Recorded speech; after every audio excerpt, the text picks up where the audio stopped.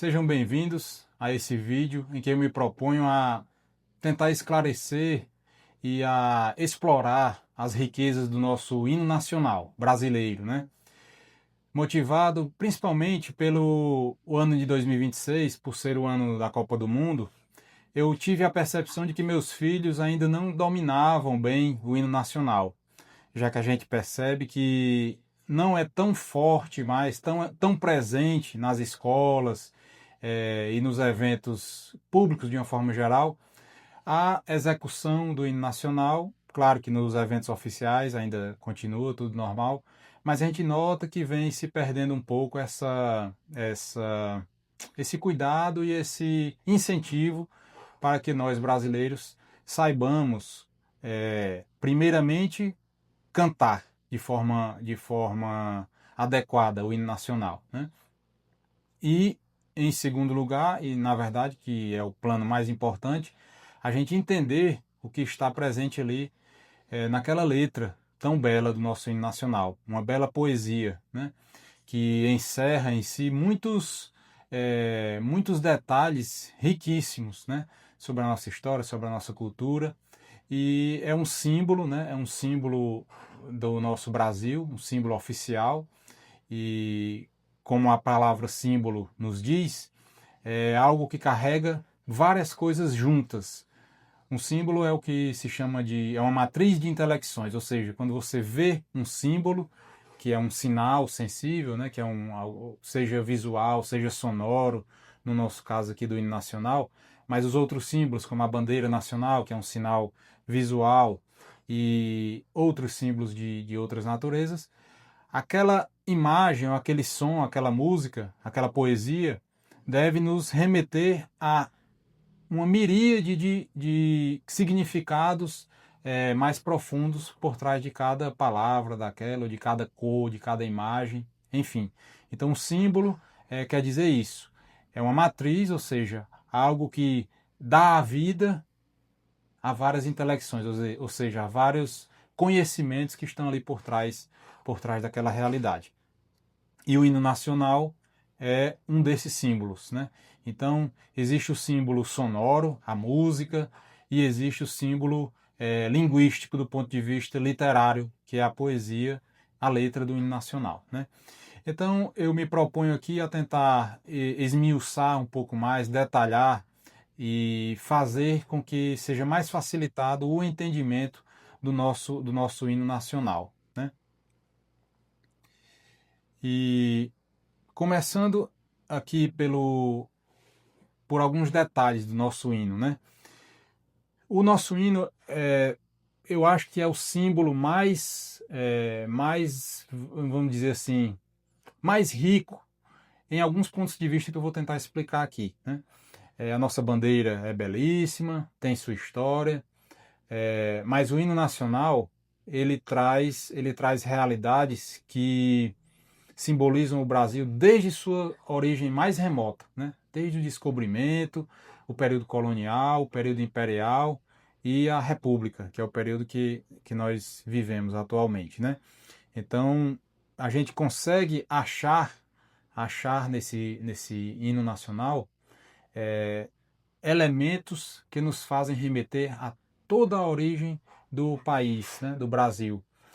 E digo mais, né, até questões mais remotas mesmo, antes mesmo do descobrimento, né, como a gente vai ter a oportunidade de ver aqui, né. Então a gente começa tendo uma visão mais geral do hino, né. Como toda poesia, e o hino nada mais é do que uma poesia, toda poesia merece uma primeira atenção do nível mais sensível mesmo, ou seja, uma percepção da sua questão mais primitiva do ponto de vista de som, de ritmo, de elementos sonoros, no caso do hino nacional, por tratar-se de uma música, né?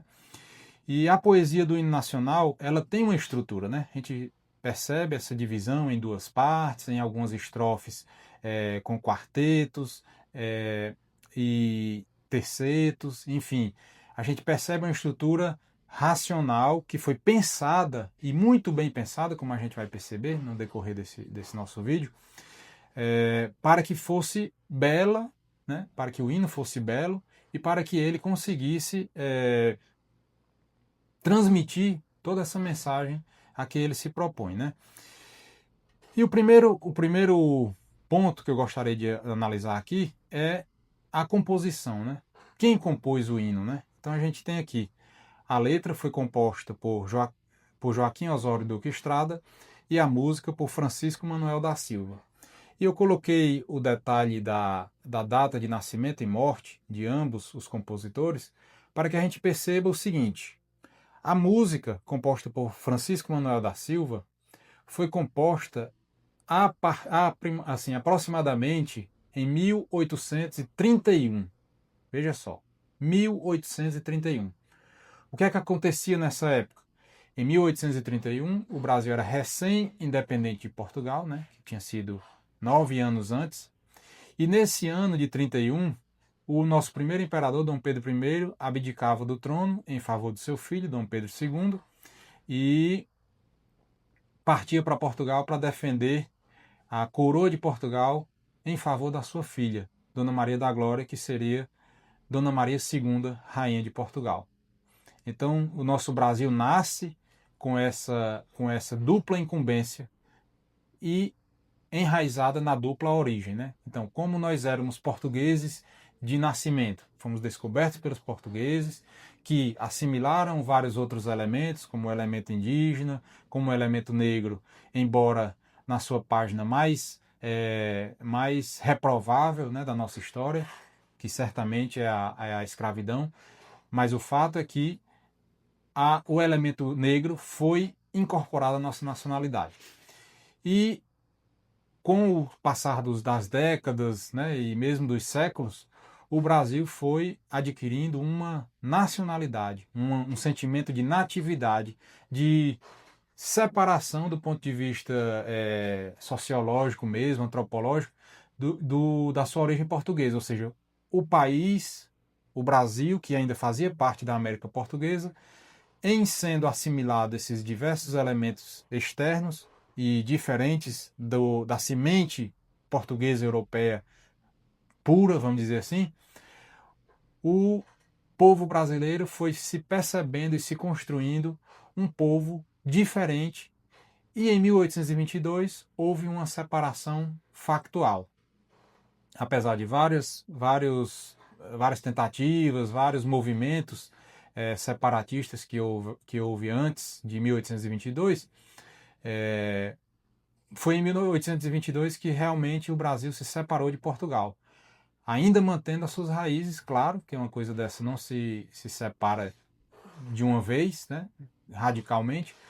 Continuamos com o nosso imperador, que tinha essa dupla nacionalidade, vamos dizer assim. Ele era português de nascença, mas fora criado no Brasil desde muito cedo, né? Ele veio em 1808 com a família portuguesa, a família real portuguesa, que fugia da invasão de Napoleão, que invadia Portugal. Então, ele veio com menos de 10 anos de idade, né? Porque ele nasceu em 1798. E aí o nosso Brasil nascia com muitos conflitos. Nosso país, apesar de ter essa alcunha de um país pacífico, não é verdade. Se a gente vai estudar os fatos, né, a história, nós temos muitos conflitos internos, né, e externos também, como a guerra da província Cisplatina, que hoje é Uruguai, e conflitos intestinos mesmo, internos, né? Muitas revoltas dentro do período colonial e dentro do período regencial, que é esse período que começa quando Dom Pedro I sai do Brasil e abdica do trono em favor do seu filho Dom Pedro II. Inicia-se o período regencial. E várias revoltas muito violentas, né, houve nesse período, e em todo o decorrer da nossa história, também no início da proclamação da República, muitos conflitos com muitíssimas mortes, episódios tristes da nossa história. Mas nossa história é composta de seres humanos, né? Então a gente tem que entender sempre isso. Como qualquer história de qualquer povo, o povo é composto por seres humanos. Nós, às vezes, exaltamos um pouco a natureza, a beleza, o meio ambiente, mas isso aí, por si só, não constrói uma nação. Quem constrói a nação é o povo. E o nosso povo, como qualquer outro, composto por seres humanos, seres humanos com virtudes e vícios, falhas, né? E nós temos que assimilá-las, né? Assimilá-las as duas, as virtudes e os vícios, tentar diminuir os vícios e procurar exaltar as virtudes, né? Então, Francisco Manuel da Silva, ele viveu, se a gente olhar a data de nascimento dele, especialmente no período imperial, né? Ele nasceu no período colonial ainda, 1795 o Brasil ainda fazia parte da América Portuguesa, mas ele viveu o auge da sua vida produtiva no período colonial, no período do Império, né? E ele foi aluno de um grande músico muito desconhecido, inclusive até mesmo por todos nós, né? Que é o Padre Nunes Garcia, né? Padre Nunes Garcia, que ele era um padre negro e era o chefe de capela do Império, né? Foi reconhecido como grande músico por Dom João VI quando chegou aqui. E o Francisco Manuel da Silva era um aluno do padre Nunes Garcia, né? Então ele compôs essa música, ele compôs esse hino, e só a partir da música, né? A parte sonora. E essa música era tocada abundantemente nos eventos oficiais do governo imperial, né? E a gente dá um salto um pouco mais para frente, observando que o Joaquim Osório Duque Estrada nasceu em 1870, ou seja, ainda no Brasil Império, e morreu no Brasil Colônia, em 1927. E foi ele que compôs a letra do nosso hino nacional, né? Então, o Joaquim Osório Duque Estrada foi designado para compor essa letra em um concurso no período em que estava se comemorando o centenário do descobrimento, né, por ali, 1922, na presidência do presidente Epitácio Pessoa, existia um grande maestro cearense, que era o Alberto Nepomuceno, e ele tinha essa proximidade com o presidente e viu que o hino nacional não tinha uma letra oficial. Isso que é interessante, né? Ou seja, o hino nacional passou todo o império, né, o reinado de Dom Pedro II, somente com sua música. Existiam outros hinos, né, o hino à independência, que foram compostos pelo próprio Dom Pedro I, mas o hino nacional, ele não tinha letra. E é um fato até irônico assim da nossa proclamação da República, que os nossos revolucionários republicanos, né, que foi um golpe, né, republicano, que depois a família imperial, e eles cantavam o hino da Revolução Francesa, a Marselhesa, né? Então, que é um hino revolucionário mesmo, né? Então, assim, a nossa República foi proclamada e cantada aos moldes revolucionários da Revolução Francesa, que a gente sabe que também foi uma revolução sanguinária, né? Então, assim, isso para afastar um pouco essa visão romântica que a gente tende a ter, né? Nenhum dos nossos períodos históricos tem esse privilégio de ter essa visão romantizada, né? O Império tem suas manchas, né? Suas manchas, especialmente a questão da escravidão. A República tem suas manchas, né? Com batalhas muito violentas, né? Nossos presidentes iniciais, e essa tradição se prolonga em toda a nossa República, né? Com golpes, né? Por exemplo, o próprio Floriano Peixoto, que foi o vice-presidente do primeiro presidente, Deodoro da Fonseca, ficou como presidente à revelia da Constituição, né? O Deodoro da Fonseca renunciou, e como ele renunciou antes de 2 anos da sua eleição, né, a presidente da República, deveria ter novas eleições, e o Floriano Peixoto, como marechal de ferro, ficou como presidente na base da caneta, como muitas vezes acontece no nosso país. Então, assim, esse vídeo aqui não é para a gente resgatar só as coisas ruins, mas eu sempre procuro trazer essa dimensão humana para essas nossas reflexões. Nosso país tem coisas muito boas e tem coisas muito ruins, em todos os períodos. Não é privilégio nem só da colônia, nem só do império, nem só da república ter os seus problemas, grandes problemas, né? Então, o nosso hino tem essa virtude de ser esse símbolo que une todo o nosso período histórico, né? Desde o seu compositor, da sua música, que nasceram no período colonial e viveram no período imperial, e a sua letra, que foi composta já na República e resgata todos esses elementos, como a gente vai ver. Então a gente prossegue. A minha ideia aqui é tentar analisar detalhadamente cada cada parte do hino nacional, né? No início, eu acredito que eu vou tratar um pouco mais detalhadamente e depois a gente tenta avançar de uma forma mais rápida. Ainda só comprovando essa ligação dos elementos presentes no nosso hino nacional aos nossos elementos históricos não vinculados diretamente com a República, né? A gente tem o trecho, né, famoso que nosso hino que diz: dos filhos deste solo és mãe gentil, pátria amada Brasil, né? E esse termo mãe gentil, ele já vem do hino da independência, né? Que foi composto a sua música por Dom Pedro I e a letra por Evaristo da Veiga, né? Que tem um momento lá do hino da independência que diz assim: já podeis da pátria filhos ver contente a mãe gentil, já raiou a liberdade no horizonte do Brasil. Então, esse trecho Mãe Gentil nos remete ao período inicial da nossa independência, né? A nossa independência de Portugal. E outro trecho ainda, né? Que lá na segunda parte do nosso hino tem aquele trecho, né? Nossos bosques têm mais vida, nossa vida no teu seio mais amores, né? E a gente pode lembrar que esse trecho específico que está entre aspas, né?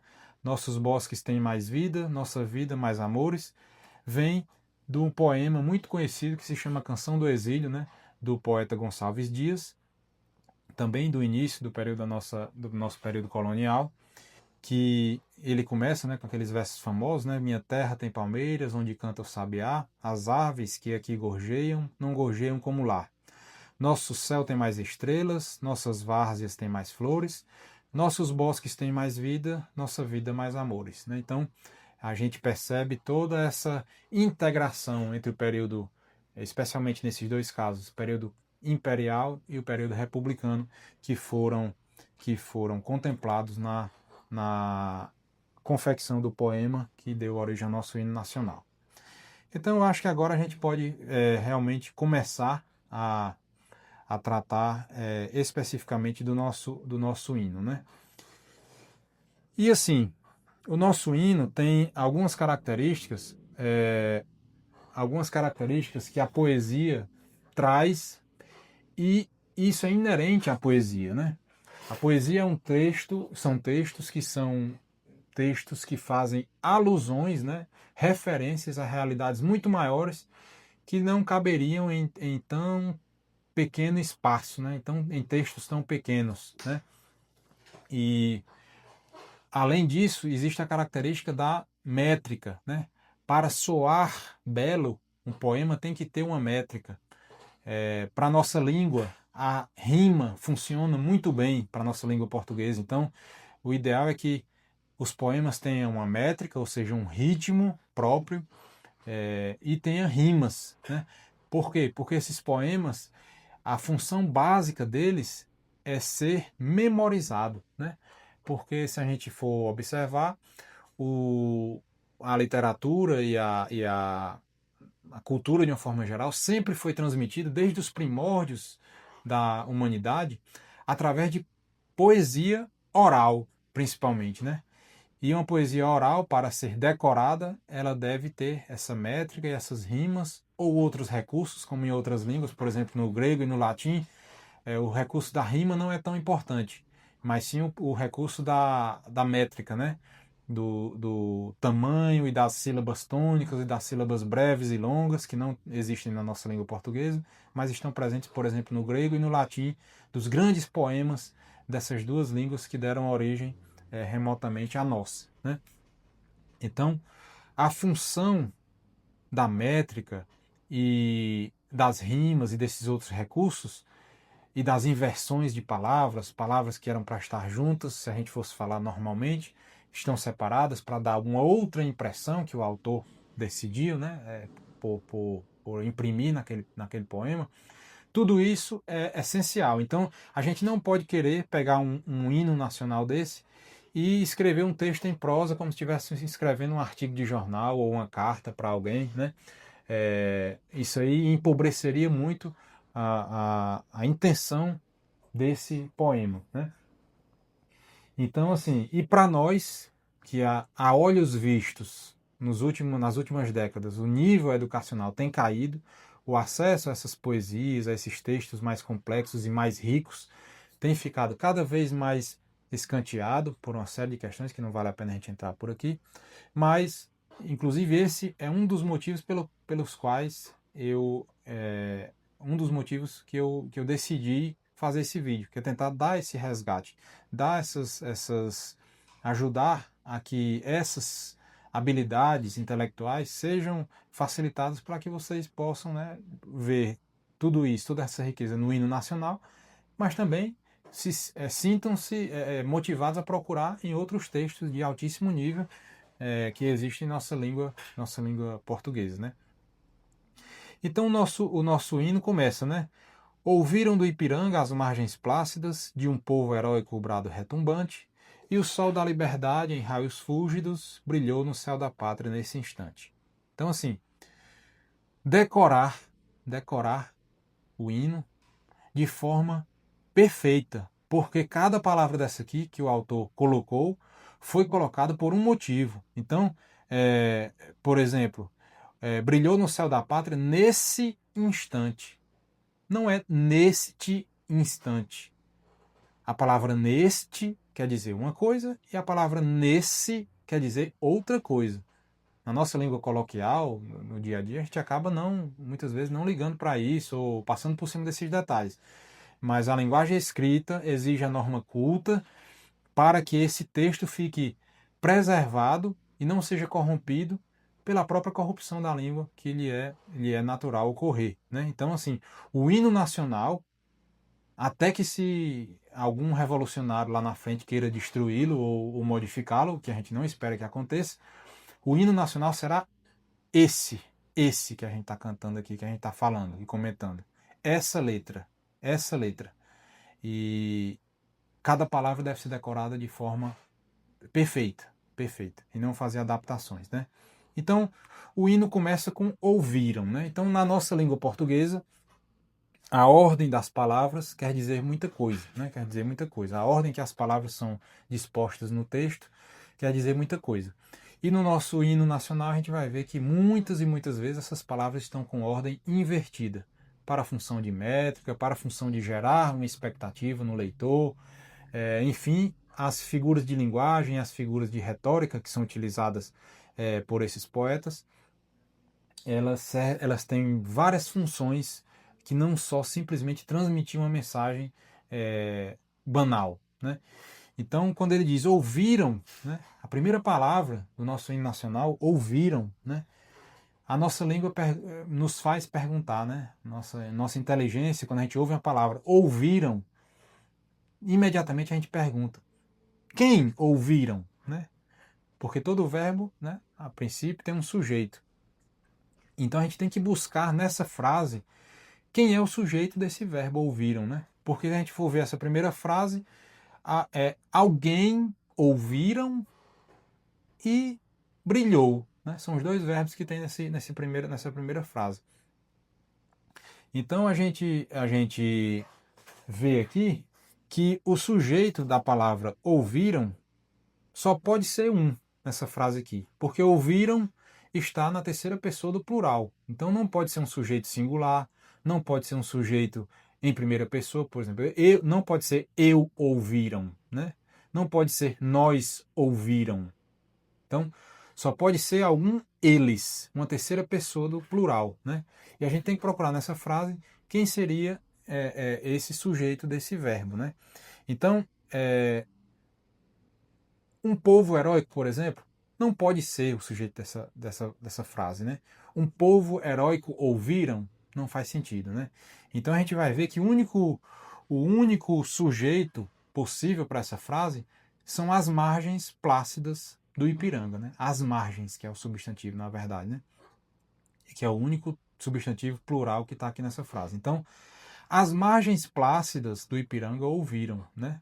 Então a gente começa a desvendar esse labirinto que está nessas palavras em ordens invertidas, né? Então as margens plácidas do Ipiranga ouviram, né? Então primeiro, né? Ipiranga é um rio, né? Que hoje tá coberto lá pelo asfalto lá em São Paulo, né? Virou um canal subterrâneo, mas foi ali onde foi proclamada a nossa independência, no rio Ipiranga, que hoje tem o Museu do Ipiranga ali na sua frente, um monumento à independência muito belo, vale a pena conferir aí na internet. E, ou seja, o rio Ipiranga está lá, e foi lá onde foi dado o grito da independência. Então, as margens plácidas do rio Ipiranga ouviram. Ouviram o quê? Né? Ouviram o quê? O rio está passando lá, isso é uma figura de linguagem, né? Ele transforma o rio Ipiranga como se fosse uma pessoa dotada de capacidade de ouvir, né? E as margens plácidas são tranquilas, né? Porque não era um rio caudaloso, é um rio de pequeno volume de água, né? Então as margens plácidas, tranquilas do rio Ipiranga ouviram, né? Ouviram o quê?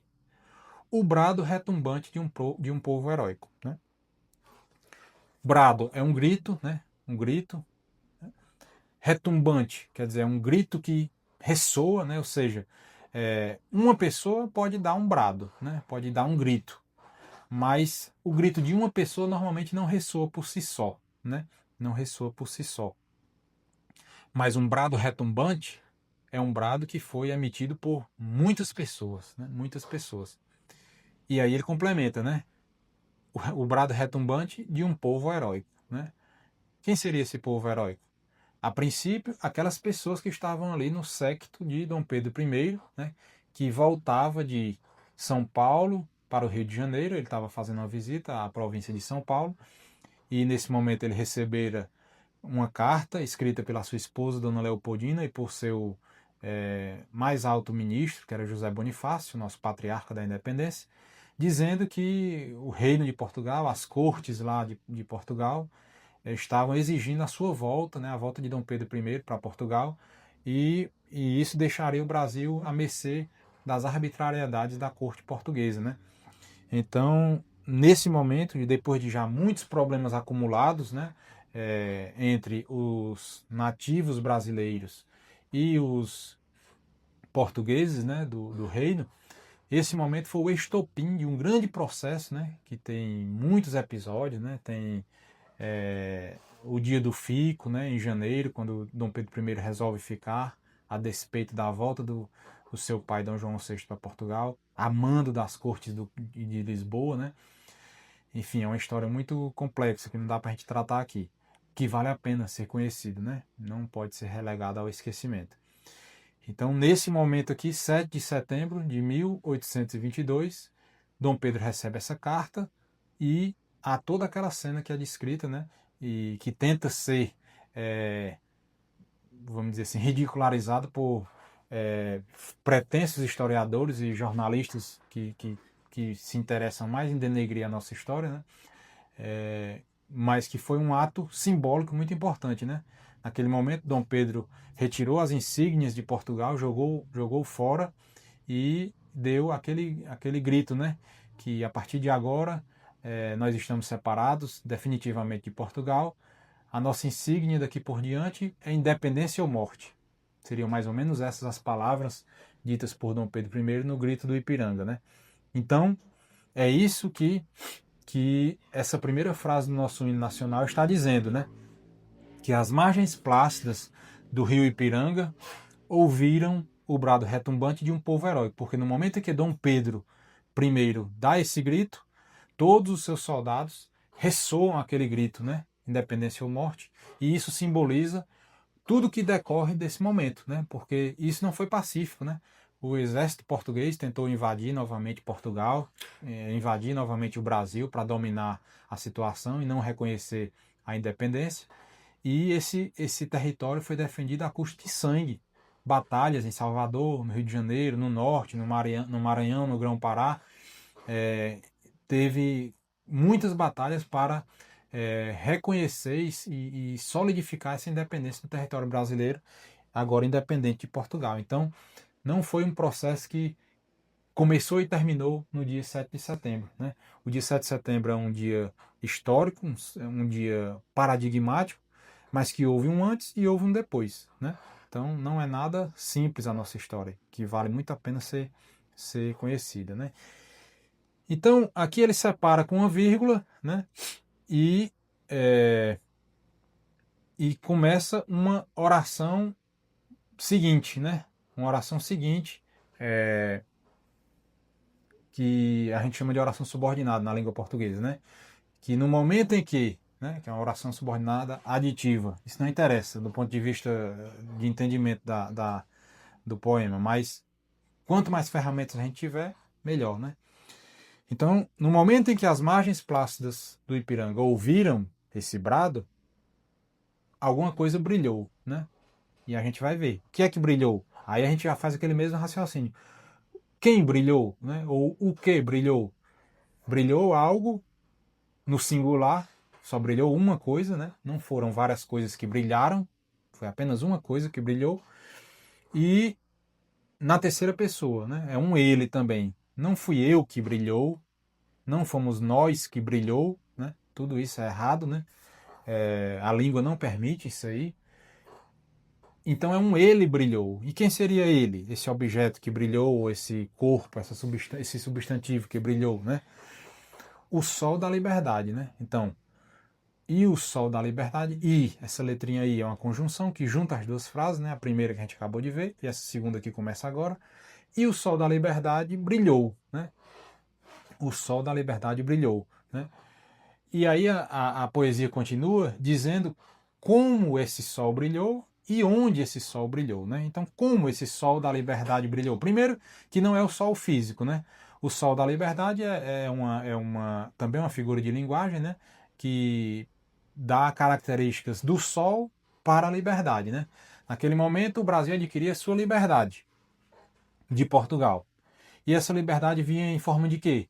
De sol, que traz luz, traz calor, traz vida, traz capacidade de renascimento, traz uma série de realidades embutidas na realidade do sol. O calor que aquece, mas ao mesmo tempo purifica, mas se não for controlado ou bem trabalhado, danifica e destrói, queima, né?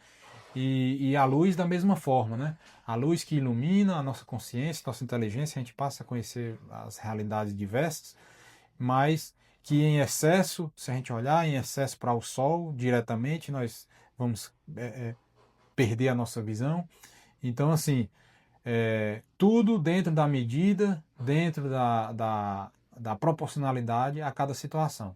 Então, o sol da liberdade brilhou. E como ele brilhou? Ele brilhou em raios fúlgidos, né? Porque o sol, a gente sabe que ele pode brilhar de manhã cedo, com raios tênues, raios fracos, uma baixa luminosidade que vai crescendo, ou ele pode brilhar no entardecer, o sol ainda brilha, mas ele está se pondo, ele está morrendo, que é o que quer dizer a palavra ocidente, né? Quer dizer o que morre, da origem da palavra latina. Então o sol que está morrendo, ele brilha também com uma luz fraca e uma luz que está se acabando, né? E em raios fúlgidos, em raios brilhantes, intensos, fortes. Então o sol brilhou como a liberdade brilhou para nós como um sol do meio-dia, né? O sol mais forte que ilumina, que aquece e que nos dá disposição de trabalhar, de querer construir essa nação, né? Basicamente essa é uma das possibilidades de a gente interpretar esse trecho, né? E onde ele brilhou, né? Ele brilhou no céu da pátria nesse instante, né? Nesse instante, como eu disse, né? Porque nesse e não neste, né? Porque neste, com T, dá uma ideia de proximidade ou de algo mais próximo, né? E nesse retoma uma ideia que já foi dita, né? Então, a realidade já foi dita anteriormente no poema. As margens plácidas ouviram e o sol da liberdade brilhou. Nesse instante. Que instante? Esse que eu acabei de dizer, que o poeta acabou de dizer. Por isso que ele não usou neste. Estou explicando isso aqui para justificar aquela minha primeira ideia de que a gente deve decorar palavra por palavra, né? Esse texto aqui do hino eu tirei direto do site do Palácio do Planalto, né, que é a versão oficial do nosso hino, né? Então, a realidade dessa primeira estrofe é essa, né? A gente colocando, isso aqui a gente chama de colocar em ordem direta na língua portuguesa, né? As margens plácidas do Ipiranga ouviram o brado retumbante de um povo heróico, e o sol da liberdade brilhou em raios fúlgidos no céu da pátria nesse instante. E o sol da liberdade brilhou no céu da pátria nesse instante em raios fúlgidos. Não compromete tanto o entendimento, né? E aí a gente dá uma caminhada a mais para a segunda estrofe, né? E a gente vê que a segunda estrofe diz assim: se o penhor dessa igualdade conseguimos conquistar com braço forte, em teu seio, ó liberdade, desafia o nosso peito à própria morte, né? Então, mais uma vez, inversões de palavras, e a gente vai ter que tentar reordenar essas palavras para a gente entender melhor o que elas estão querendo dizer, né? Então, nós temos uma frase completa que acabou de ser dita, que terminou, se a gente for ver aqui, ó, terminou com um ponto final. No céu da pátria, nesse instante. Ponto. Começa uma nova frase. Se o penhor dessa igualdade conseguimos conquistar, assim vai por diante, né? Então, como é que a gente começa a analisar essa frase? Da mesma forma, né? A gente vai procurar os verbos. Então, primeira locução verbal, conseguimos conquistar. E o outro verbo, desafia. Então, a gente vai...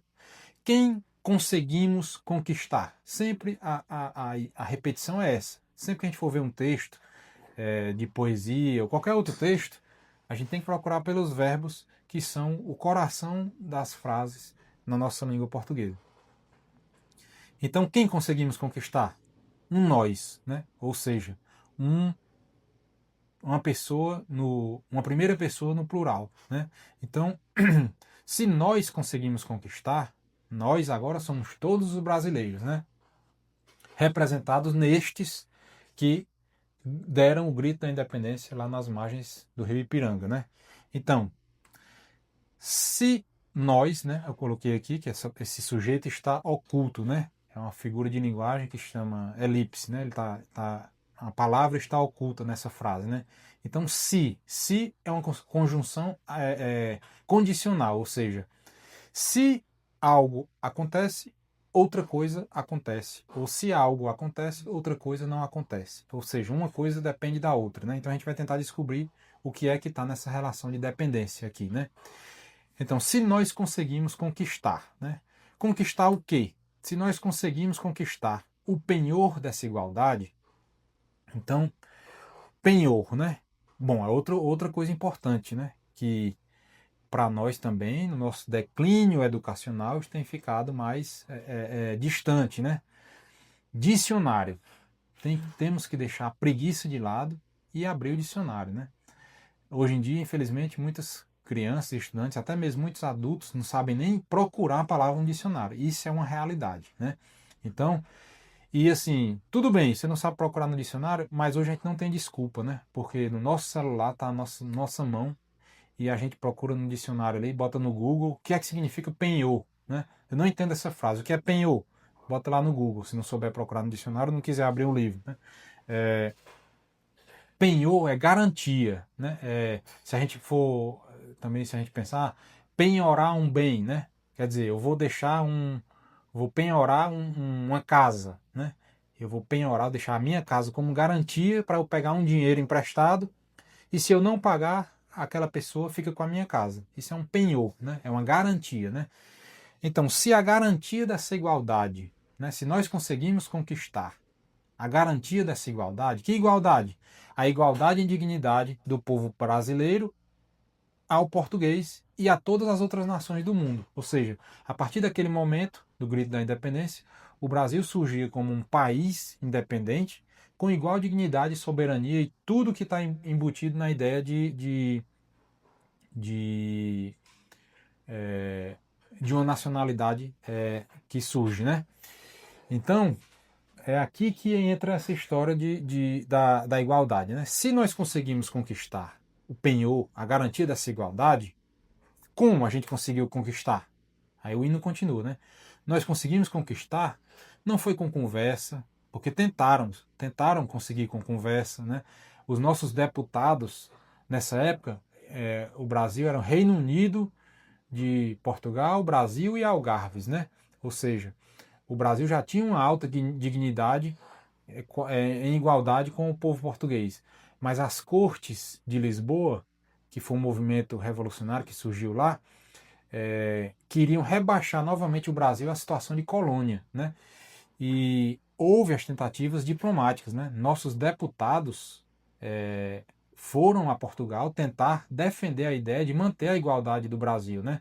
Então José Bonifácio de Andrada e Silva, seu irmão Antônio Carlos de Andrada e Silva, e seu outro irmão Martim Francisco, se bem que o Martim Francisco acho que não foi deputado. Eu tenho certeza que o Antônio Carlos e o José Bonifácio, sim. Eles foram a Portugal, junto com outros deputados brasileiros, para defender a nossa igualdade. E veja só, foram tratados lá de forma pejorativa. Isso tudo está escrito em documentos oficiais, na imprensa nacional da época, em cartas e vários documentos. Então, as vias diplomáticas não funcionaram. Então, o que foi que aconteceu? O Brasil teve que tomar e conquistar essa liberdade com o braço forte, ou seja, através de ação corajosa do seu povo e defendê-la de forma militar, como de fato foi defendida, né? Como eu falei, em Salvador, em Maranhão, no Pará, em vários lugares onde houve batalhas para solidificar a nossa independência. Então, ele diz aqui, né? Se nós conseguimos conquistar o penhor dessa igualdade com o braço forte, desafia, né? Se nós conseguimos conquistar, alguma coisa desafia. Então, quem desafia? O que desafia?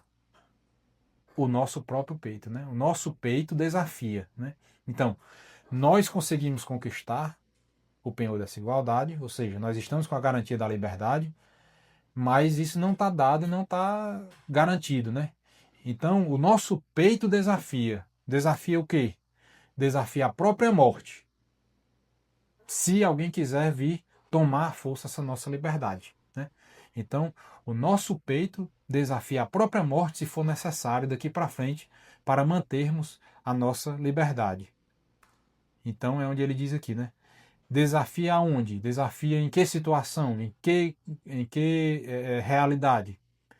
Em teu seio, ó liberdade. Ou seja, ó liberdade é um vocativo, né? Então é como se nós, nesse parágrafo aqui do hino, é como se nós estivéssemos falando diretamente com a liberdade personificada. A gente sabe que a liberdade não é uma pessoa, é o fruto de diversas ações humanas que geram um bem que se chama de liberdade, né? Que é a capacidade de autodeterminação daquele povo, de fazer o que lhe pareça conveniente nas determinadas situações, etc. É um conceito abstrato, que a nossa inteligência, só nós seres humanos temos essa habilidade de entender um conceito dessa forma. Então é como se nós estivéssemos falando diretamente com essa pessoa, né? Personificação da liberdade. Então a gente diz assim, em teu seio, ou seja, no seu regaço, no seu amparo, liberdade. É como se a liberdade tivesse nos abraçado agora como brasileiros, né? Então a liberdade abraçava todos os povos livres, né? A liberdade já abraçava Portugal, já abraçava a Inglaterra, já abraçava a Espanha, os Estados Unidos, todos os países que eram livres já eram abraçados pela liberdade. E agora surgia um novo país livre, que era o Brasil. E a liberdade, como essa mãe magnânima, acolhia em teu seio essa nova nação que surgia. E essa nova nação, como uma criança nascente, fala com ela, em teu seio, ó liberdade. O nosso peito desafia a própria morte, se alguém vier querer tomar essa igualdade que a gente conquistou com esses outros seus filhos que estão todos no seu seio, né? Então, a oração fica assim, né? A frase completa, né? Se nós conseguimos conquistar o penhor dessa igualdade com o braço forte, em teu seio, a liberdade, o nosso peito desafia a própria morte, né? Então, assim, não venham querer tirar novamente essa liberdade de nós, que nós não vamos entregar de forma fácil. Nós vamos defendê-la da mesma forma que a conquistamos, ou seja, com um braço forte, né? E aí fica a frase completa, né? Reunindo as duas realidades, né? Como essa liberdade foi conquistada, né? Nas margens do Ipiranga, e agora conquistada, nós a defenderemos com o braço forte e desafiando até a morte, se isso for necessário, né? E aí o hino continua, né? Ó pátria amada, idolatrada, salve, salve, né? Salve, salve, né? Salve é uma expressão de júbilo, de alegria, né? De assim, de grande festa mesmo, né? Então, assim, em reconhecimento a tudo isso que foi conseguido nas primeiras duas estrofes, a conquista da liberdade e a fortaleza de defendê-la, inclusive às custas da própria morte, agora o poeta, né, do hino, que seremos nós quando estivermos cantando, né, falamos diretamente com a pátria, né, a nossa pátria nascente e que permanece até hoje, né? Ó pátria amada, né? Então, idolatrada, né? Idolatrada do ponto de vista assim que exaltada, não do ponto de vista religioso, que a gente não idolatra do ponto de vista religioso a pátria, né? Nós reconhecemos, inclusive como o nosso berço, que é um berço cristão, né? Um berço basicamente católico, né? Que reconhece como um dos pecados mais graves, né? O mais grave é a idolatria, quer dizer, você ter outra criatura que não Deus, como seu próprio Deus, como um ídolo, né? Então é um pecado isso para a nossa sociedade cristã. Aí quer dizer que o poeta colocou um grande pecado na letra do hino nacional? Não, ele está usando uma figura de retórica, né? Uma hipérbole, né? Que aumenta o significado dessa palavra. Então, nosso amor é tão grande pela pátria que nós quase a idolatramos como Deus, né? Então, abaixo de Deus, só a nossa pátria, né? Então, a gente pode pensar nessa realidade, né? Salve, salve, né? Essas expressões de júbilo, de alegria, estão presentes em todas as línguas, né? No latim tem o ave, né? Ave César, né? Que é quando o imperador chegava numa região, todos o saudavam assim, né? Em grego é Haire, né, que deu origem à nossa Ave Maria, né, na oração da Ave Maria para os católicos, né, que é uma saudação de júbilo àquela pessoa com quem você encontra e com quem você está falando, né? Então salve, salve pátria amada, salve pátria idolatrada. Então depois dos primeiros dois quartetos, o poeta Osório Duque Estrada faz esse interlúdio aqui, essa intercalação com essa expressão de júbilo, né? Onde nós conversamos, nós falamos direto com a pátria, né? Ó pátria amada, idolatrada, salve, salve, né? E continua no próximo quarteto, né? Que vai ser como se fosse uma segunda sessão da primeira parte do hino nacional, né? E agora a gente começa a andar um pouco mais rápido, né? Porque a gente já conseguiu entender a mecânica de como funciona uma poesia dessa em língua portuguesa, né? Então a gente vai ter essa dinâmica repetida nos vários versos seguintes, né? E a gente vai ter condições de andar um pouco mais rápido, fazendo mais alusões mesmo ao significado e às realidades que estão implícitas no texto, né? Então, o próximo quarteto diz, né? Brasil, um sonho intenso, um raio vívido de amor e de esperança, a terra desce, se em teu formoso céu risonho e límpido, a imagem do cruzeiro resplandece. Então, aquela mesma estrutura, né? Aquela mesma estrutura. A gente procura os verbos, né? E a gente vê que é uma oração, né? Com aquelas subordinações de condicionante, né? Ou seja, se algo acontece, outra coisa acontece também, nesse caso aqui, né? Então, alguma coisa desce se algo resplandece, né? Então vamos ver o que é que resplandece para depois algo descer, né? E faz sentido, né? Só pelos verbos a gente já percebe um sentido, porque resplandecer é brilhar, né? Brilhar. E se alguma coisa brilha, a gente vai ver o que é que desce aqui na estrofe do nosso hino, né? Então, assim, Brasil, vírgula, quer dizer, um vocativo, né? Como se nós estivéssemos falando direto com o Brasil, com a pátria personificada, como o poeta fez há poucos instantes com a liberdade, né? Então, Brasil, se a imagem do cruzeiro resplandece, né? Resplandece aonde? No teu formoso céu. Olha só, mais uma coisa interessante para a gente perceber aqui, ó. Em teu formoso céu. Não é no seu formoso céu, porque seu se refere a uma terceira pessoa. E aqui nós estamos falando diretamente um diálogo com o Brasil. Então, Brasil é a segunda pessoa do diálogo. É com quem a gente fala. Então, Brasil, se a imagem do cruzeiro resplandece no teu céu, né? No céu do Brasil, né? Em teu formoso céu. E esse céu, como é que ele é? Ele é risonho, ele é límpido, ou seja, é um sol de um país que não é nublado por nuvens pesadas de guerras, de escravidão mais, e de outros tantos problemas que as nações têm, né? Nós temos outras nuvens, né, que nublam o nosso céu, mas que em situação ideal, aqui, como o hino é uma exaltação a uma situação ideal, né, uma pátria perfeita que a gente aponta para ela, a gente tenta levar o nosso Brasil imperfeito de hoje para uma perfeição. Claro que, especialmente nós que somos cristãos, quem é cristão sabe que a gente não deve desejar o paraíso aqui na Terra, porque ele é impossível, né? Isso é projetado por diversas ideologias que prometem, né, o paraíso na Terra, que basta a gente olhar ao nosso redor e olhar para a história, a gente saber que isso é impossível, né? Mas em conteúdo poético e idealizado do ponto de vista de imaginação e de desejo, a gente fala assim diretamente com o Brasil, né? Então, um céu risonho, ou seja, feliz, que remete à felicidade, não é um céu escuro, e é um céu límpido, onde todas as estrelas são vistas, né? E o que são estrelas? São focos luminosos, belos, né? Harmônicos, dispostos no céu. Então, as estrelas são as coisas boas que a gente quer ver, os pontos luminosos que a gente quer ver no nosso Brasil, né? No nosso Brasil bem realizado.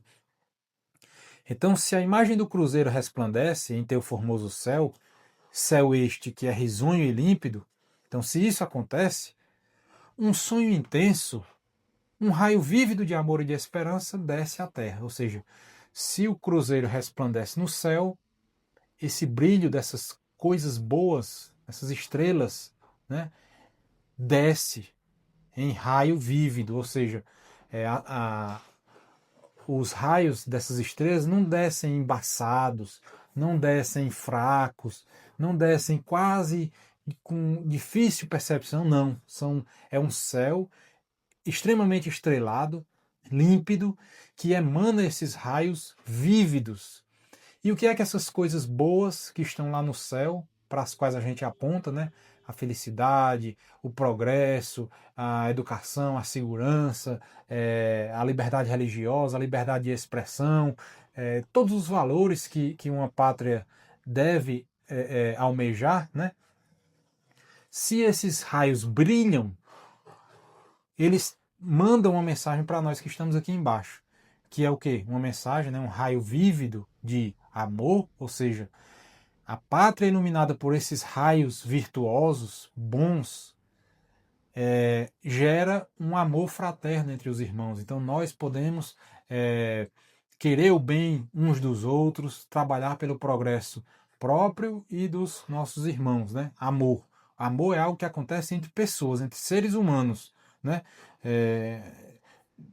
Entre seres humanos e entre realidades superiores. Ninguém tem amor a uma pedra, ninguém tem amor verdadeiramente a criaturas inanimadas ou criaturas inferiores, né? A gente tem afeto, a gente tem sensações positivas, mas amor é você querer realmente o bem e o amor em grau máximo, né, é com relação a outro ser humano, né, outro ser humano. E esperança, né? Esperança que é o quê? É aquela virtude que nos leva a vislumbrar o máximo de perfeição possível no futuro, mas que vai se realizar, né? Que se for uma frustração, você queria ter alguma coisa, mas você acha que não vai realizar, então gera uma frustração, uma sensação negativa, né? A esperança é um sentimento, é uma virtude que nos leva a desejar determinada coisa boa e ter presente que aquilo vai se realizar de fato, né? De fato. Então, esse raio vívido de amor entre nós, né? E de esperança para um futuro cada vez melhor, desce à Terra. Se esses pontos luminosos, ou seja, se esses valores positivos brilham no nosso céu. E onde é o nosso céu? É algo que está acima de nós.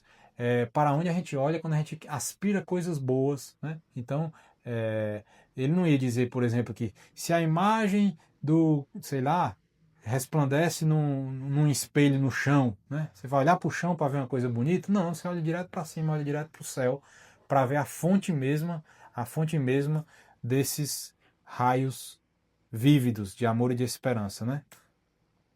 E a gente pode prosseguir um pouco mais e temos aquele terceto, né?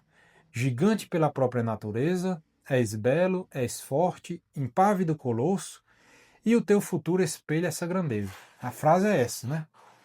Então, assim, se a gente for olhar os verbos estão na segunda pessoa do singular.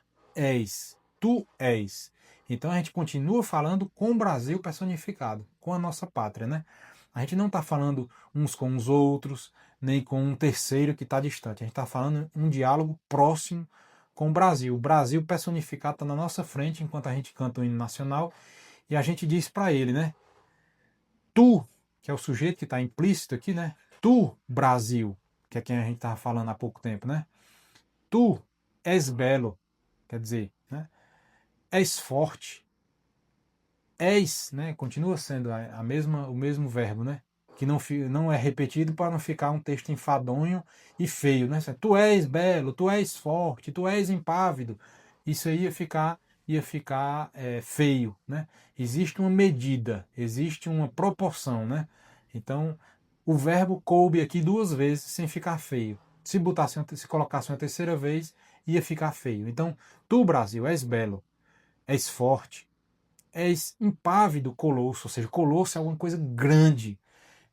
Colosso de Rhodes, né, que era uma das 7 maravilhas do mundo antigo, né, uma estátua de bronze gigantesca na entrada lá da cidade da ilha de Rhodes, na Grécia. Impávido, ou seja, que não sofre com pequenas coisas, né, que não é abalado, né, ou seja, é um colosso estável, forte, belo e gigante pela própria natureza, né. Gigante, né, é algo muito grande, ou seja, quer dizer, a gente vê aqui uma hipérbole muito intensa, né? E pela própria natureza. A gente tende a achar que isso aqui é somente a natureza física, geográfica, né? Da floresta amazônica, dos rios, das águas e da fauna e da flora e tal. Mas natureza tem um sentimento, uma realidade por trás da palavra natureza que é mais importante do que isso. E sim, que quer dizer aquilo que aquela coisa realmente é. Ou seja, a natureza do Brasil, ou seja, o que faz o Brasil ser o Brasil, é gigante. Ou seja, ele é grande desde sempre. Ele não nasceu pequeno, ele não nasceu de sentimentos mesquinhos, de pequenos ideais. Não. O Brasil é quase um milagre, se a gente for analisar no nosso processo histórico. A maior probabilidade é que a gente tivesse partido em várias pequenas repúblicas, né, como o restante da América Espanhola, por exemplo. Né? Olha, a situação é semelhante. O Brasil fazia parte do Império Português e todo o restante da América do Sul fazia parte do Império Espanhol. O Império Espanhol se esfacelou em vários países, né? Argentina, Chile, Bolívia, Colômbia, Venezuela e assim sucessivamente. E o Brasil permaneceu íntegro. Por quê? Porque ele é gigante pela própria natureza. Ele foi idealizado grande. José Bonifácio, junto com Dom Pedro I, conseguiram e outros, claro, né, conseguiram articular politicamente, diplomaticamente, de uma forma tal que as províncias do norte do Brasil, norte e nordeste, né, ficassem integradas e unidas às províncias do sul e do sudeste e do centro-oeste e permanecêssemos unidos dessa forma, né? Então, gigante pela própria natureza, ou seja, em essência o Brasil é gigante e ele permanece gigante de fato, e o teu futuro espelha essa grandeza. Ou seja, espelhar o que é? Refletir, né? Então, o futuro do Brasil reflete, mostra, vai nos mostrar essa grandeza que está presente desde o início, desde a concepção do Brasil, até antes mesmo de ser Brasil, né?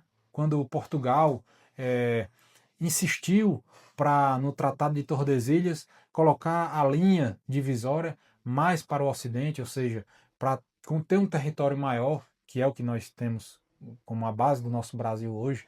O Brasil que foi aumentando seu território com as bandeiras e as entradas em que os portugueses, aproveitando-se da União Ibérica, quando não mais havia divisão administrativa entre Portugal e Espanha, o Brasil cresceu se aproveitando dessa unidade e permaneceu com essa grandeza depois de separar novamente a Espanha de Portugal. E mais atrás ainda, um passo atrás, a concepção de Portugal nas grandes navegações, em descobrir novos mundos, tudo isso é muito grande. Então, tudo isso está na nossa gênese, na nossa natureza, na nossa essência. E o futuro espelha essa grandeza, porque algo que nasceu grande não tem como se apequenar se nós não deixarmos, né? Se nós não perdermos em nós essa centelha de grandeza, de fortaleza, de beleza que estão inscritas aqui nesse terceto do nosso hino, né?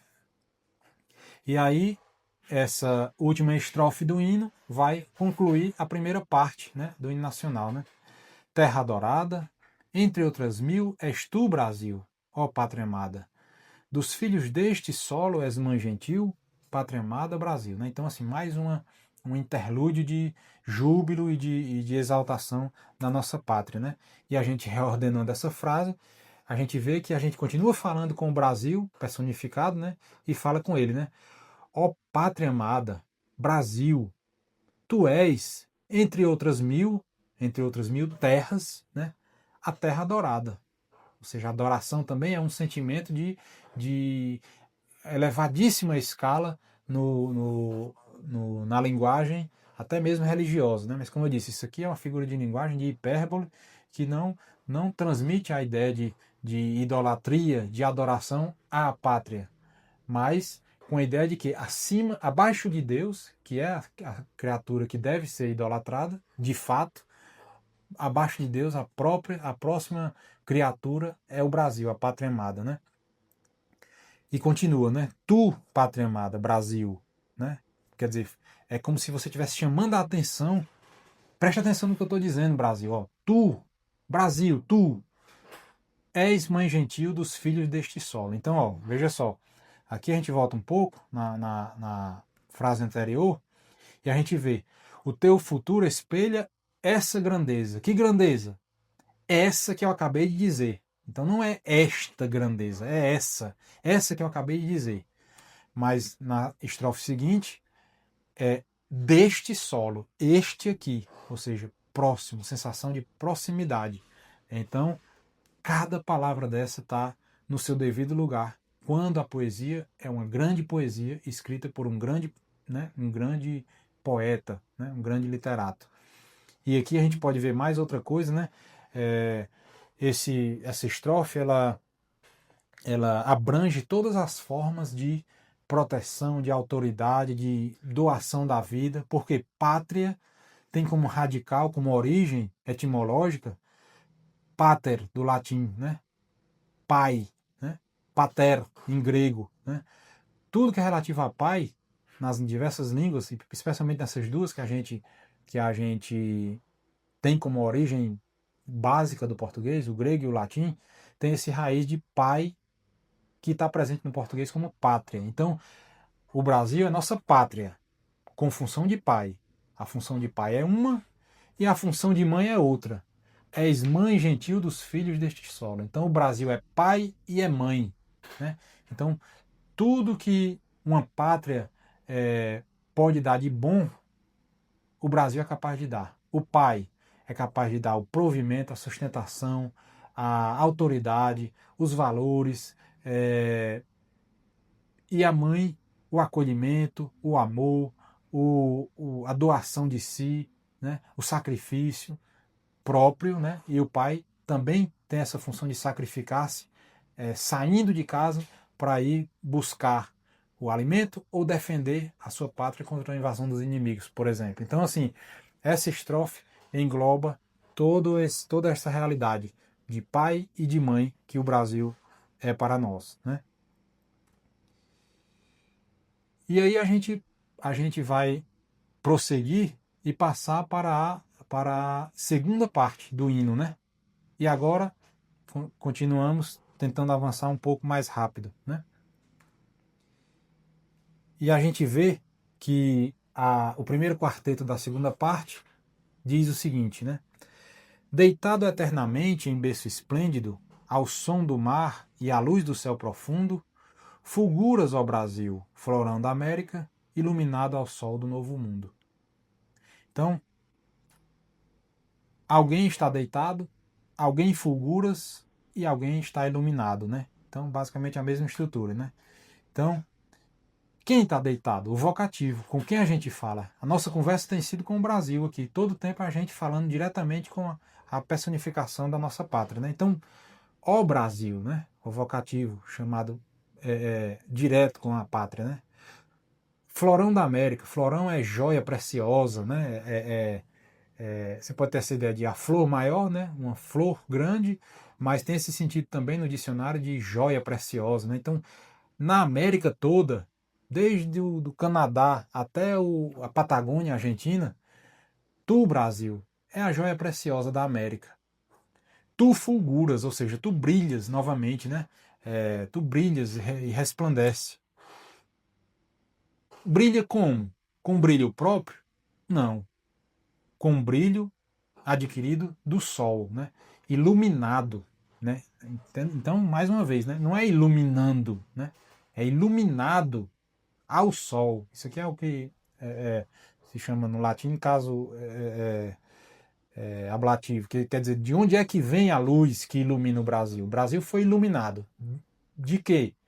A partir de quê? Da luz do sol. Que sol? O sol do Novo Mundo, né? Mais uma alusão à nossa origem remota, das grandes navegações. O Novo Mundo é o que foi descoberto nas grandes navegações. O sol que brilha no hemisfério sul, que não existia em Portugal, né?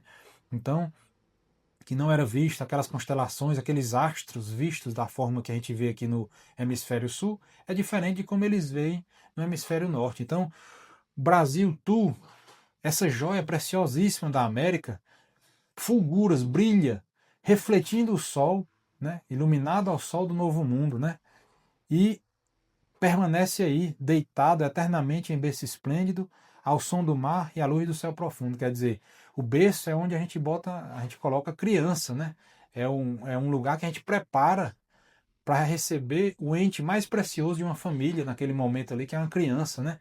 Então, a eternidade preparou um berço esplêndido, belíssimo, né? Confortável, adornado com tantas belezas naturais, paisagens, animais e tranquilidade climática, sem terremotos, sem furacões, né? Ou seja, um berço esplêndido, perfeitíssimo do ponto de vista natural. É aqui que o Brasil está deitado e ele é iluminado pelo sol, o sol do novo mundo. E é assim que o Brasil brilha, né? E é embalado, né? Pelo som do mar, né? Pelo som do mar e pela luz do céu profundo, né? Além da luz do sol, todas as outras fontes de luz que vêm do céu, né? As estrelas à noite, por exemplo, e profundo, né? Que a gente tem que ver que esses homens aqui, especialmente o nosso poeta, eles tiveram uma educação em que o latim ainda era uma educação, ainda era uma disciplina primordial, que nós perdemos também no nosso sistema educacional, né? E profundo no latim, altus, altum, quer dizer tanto profundo para baixo como para cima. Então, da mesma forma que o céu é profundo, o mar é profundo, em latim, né? No nosso português a gente perde um pouco essa ligação direta, mas a gente percebe pela riqueza poética aqui do texto, né? O próximo quarteto diz o seguinte, né? Do que a terra mais garrida, teus risonhos, lindos campos têm mais flores. Nossos bosques têm mais vida, nossa vida no teu seio mais amores, né? Então é uma figura aqui que ele vai nós continuamos falando diretamente com o Brasil. Se a gente vê os pronomes de tratamento, pronomes em segunda pessoa, né? Teus risonhos, campos, né? Então vamos em frente. Reordenando isso aqui, a gente vê que teus campos têm mais flores, né? Teus campos têm mais flores. Tem mais flores, mais é um comparativo, né? Mais é um comparativo. Então, tem mais flores do que quem? Do que a terra mais garrida. Garrida é exuberante, rica, né? Então, do que a terra mais exuberante que possa existir no mundo, os teus campos risonhos, novamente, ele usa novamente esse adjetivo, né? Teus campos risonhos têm mais flores do que a terra mais garrida, mais exuberante que possa existir em qualquer lugar do universo, né? Os nossos bosques, ou seja, nossas florestas, têm mais vida, né, do que essas mesmas terras, né? Então, nossos campos têm mais flores do que essas terras mais garridas. Nossos bosques têm mais vida, ou seja, mais plantas, mais animais, mais som, mais natureza. E toda essa vida presente nessa geografia que a gente descreve aqui, do ponto de vista mais geográfico mesmo, de meio ambiente, mas a vida é mais do que isso, né? Então a nossa vida, nós como pessoas já inseridas nessa geografia, a nossa vida no teu seio, ou seja, no teu acolhimento, Brasil, nossa vida tem mais amores. Aquela mesma realidade que a gente acabou de ver em outro momento, né? Então, assim, baseados nesse berço esplêndido, né? Iluminado por esse sol, embalado por esse som do mar, o céu profundo, nós temos a capacidade de amar mais, de ter mais amores. Mais amores do ponto de vista de amor elevado, né? De querer realmente o bem para o próximo e para a nossa nação, né? Então, a frase reordenada ficaria assim, né? Teus lindos campos risonhos têm mais flores do que a terra mais garrida. Nossos bosques têm mais vida e a nossa vida no teu seio tem mais amores, né? Então, assim, existe essa série de componentes que estão ausentes no texto, mas que são essenciais, são formas de escrever para que a coisa fique bela, obedeçam a métrica e tragam esse sentimento de beleza que está presente aqui no nosso hino, né? Então, mais uma vez, aquele interlúdio, repete, né? Para a questão de. O hino também tem essa característica, né?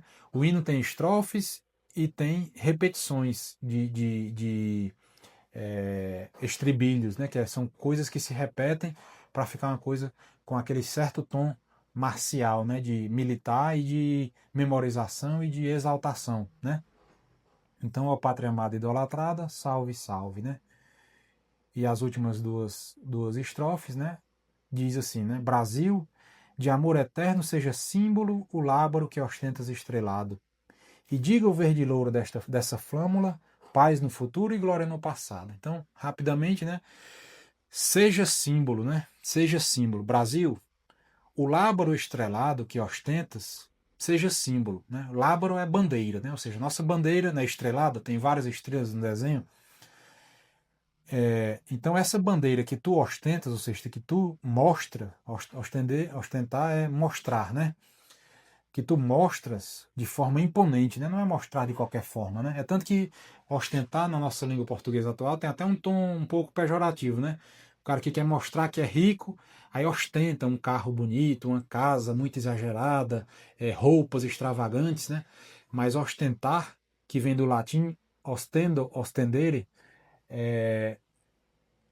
ela tem uma um significado mais positivo, de mostrar com júbilo. Por exemplo, na oração da Salve Rainha, em latim, né, esse verbo é utilizado no relativo a Maria, que mostra o futuro, o fruto bendito do seu ventre, que é Jesus, né? Então, Maria ostende, ou seja, mostra o filho, né? O filho dela que é o Salvador do mundo. Então, o Brasil mostra com orgulho essa bandeira estrelada, né? E que ela seja símbolo de amor eterno, né? E o verde louro, ou seja, o verde e o amarelo desta bandeira, né? Flâmula é bandeira também, é outro sinônimo de bandeira. O verde e o amarelo dessa bandeira diga, né? Ou seja, signifique, né? Paz no futuro e glória no passado. Glória por todos aqueles episódios que a gente falou, né? Desde as conquistas do território, das batalhas, das guerras nativistas, como por exemplo o sentimento nativista que surgiu nas batalhas de Guararapes, né? Ou seja, existe essa glória no passado que resguarda uma grandeza que a gente já viu no nosso hino, para que a gente busque a paz. A gente não quer guerra com ninguém, a gente quer paz e prosperidade, né? Desde que não venham agredir a nossa soberania, a nossa liberdade, né? E outra coisa, né? A história que muitas vezes é inferiorizado para nós, né? O verde e o amarelo da nossa bandeira não querem dizer, de forma nenhuma, o verde das florestas e o amarelo do ouro, né? Isso é uma coisa muito empobrecedora, né? O verde da nossa bandeira vem desde a bandeira imperial, que remete à família dos Bragança, de onde vem Dom Pedro I, Dom Pedro II e toda a sua estirpe, né? E o amarelo da família Habsburgo, que foi durante séculos a família imperial mais importante da Europa, né? Os Habsburgo, que nos deram a nossa imperatriz Dona Leopoldina, né? Que era dessa família, era austríaca. Então, o verde e louro quer dizer isso, né? Nossa origem é mais remota e com esse sangue real, não mais do ponto de vista real monárquico, que hoje nosso sistema político não é mais, mas um sangue que tenha uma origem nobre do ponto de vista de nobreza de alma, né? Que nosso país nunca perca essa nobreza de alma simbolizada no verde e no amarelo da nossa bandeira, né? Mas, né? Então, a próxima estrofe começa com essa conjunção adversativa. Mas, ó, nós temos a nossa glória do passado, nós queremos a paz no futuro. Mas se tu, Brasil, ergues da justiça a clava forte, verás que um filho teu não foge à luta, nem teme quem te adora a própria morte. E a gente reordenando isso aqui, a gente diz assim: bom, nós temos a glória no passado, nós queremos a paz no futuro. Mas se tu, Brasil, ergues a clava forte da justiça, ou seja, a clava é um bastão de madeira, né? Da justiça, ou seja, de uma causa justa, né? Tu, Brasil, verás que um filho teu não foge à luta. Se precisar, nós vamos lutar. E nem quem te adora, ou seja, nem quem te adora, Brasil, quem é seu verdadeiro filho, quem é teu verdadeiro filho, não teme a própria morte, como já foi dito também em outro momento, né? Então, assim, o Brasil tem glórias no passado, quer paz no futuro, mas se precisar por justiça e não por imperialismo ou por humilhar nações vizinhas ou o próprio povo, que às vezes é humilhado pela sua própria nação, se o bastão levantado for o bastão da justiça, de uma causa justa, ou seja, de algo que realmente nos pertence, nos é devido, os teus filhos, né, o teu filho não foge à luta e não teme a própria morte. Então, é muito forte, né? Muito forte esse final aqui do nosso hino, né? E mais uma vez, o hino termina com, né, Terra adorada, né? Entre outras minhas do Brasil, ó pátria amada, dos filhos deste solo és mãe gentil, pátria amada, Brasil, né? Então, termina novamente com essa ideia, né? Começa com a ideia do nascimento, lá em cima, né? O nascimento do Brasil, o grito do Ipiranga. E termina o fechamento com esse acolhimento que só um pai, ou seja, a pátria, e só uma mãe, a mãe gentil, né, é capaz de dar em perfeição aos filhos, né, que somos nós, filhos do Brasil. Então, baseado nesse ensinamento desse ensinamento que é profundamente cristão, que é a virtude da piedade, que é ensinada, né, inclusive desde sempre, que é respeitar, né, o seu passado, a sua origem. Então muita coisa que a gente recebe de graça, a gente não mereceu, né? Então a gente recebeu a vida de Deus, recebeu a vida dos nossos pais, essa dívida é impagável, né? E a gente recebeu muita coisa da nossa pátria, né? Muita coisa. A gente recebe a nossa língua, a nossa religião, a nossa cultura, a nossa riqueza material, ou seja, a capacidade de sobrevivência e de conforto material. Nós recebemos da nossa pátria, especificamente do Brasil, a riqueza enorme de não termos catástrofes naturais, né? Em larga escala, como existem em vários outros países. Então, assim, nós devemos ser gratos a essa pátria, né?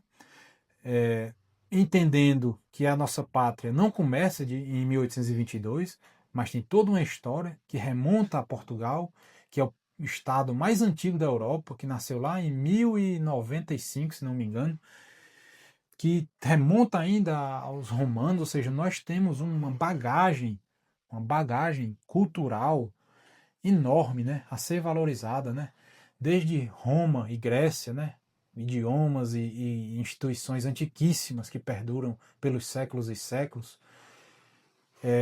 nossa origem portuguesa, os afluxos que recebemos de outras culturas, inúmeras, né, negros, africanos, índios que já estavam aqui nessa terra, que apesar de não serem uma nação, eram centenas de tribos, mas que foram integradas e unificadas sobre o signo de Brasil, e depois imigrantes portugueses, japoneses, árabes, enfim, de todos os lugares do mundo, nós temos essa característica de ser pátria e de ser mãe gentil, acolher, né?